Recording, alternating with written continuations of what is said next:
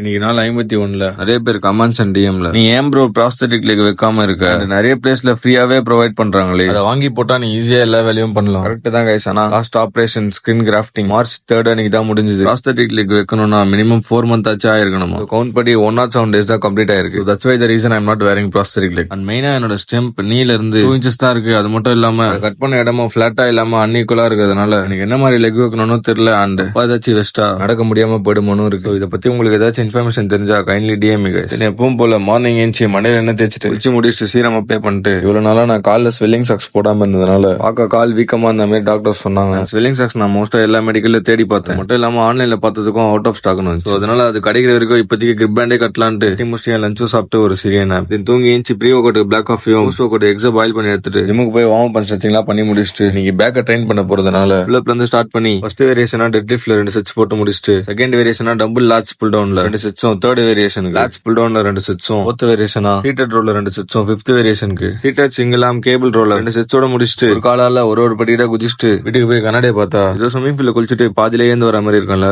Fresh ஆயிட்டு post workout out மேல சாப்பிடலாம்னு உட்காந்தா ரொம்ப நேரமா பையன் ஏதோ வரைஞ்சிட்டு இருக்கானே என்னன்னு பார்த்தா டின்னர் எடுத்து பனானா சாப்பிட்டு காலைல கட்டின கால் கட்ட கைட்டு இப்படி ரொம்ப நேரமா ஷூ போட்டு ரிமூவ் பண்ணா ஒரு ஃபீல் கிடைக்குமோ அதே மாதிரி தான் இருந்துச்சு. இதோட நீ டேவை முடிச்சுட்டு இத்துடன் நாளை சந்திப்போம்.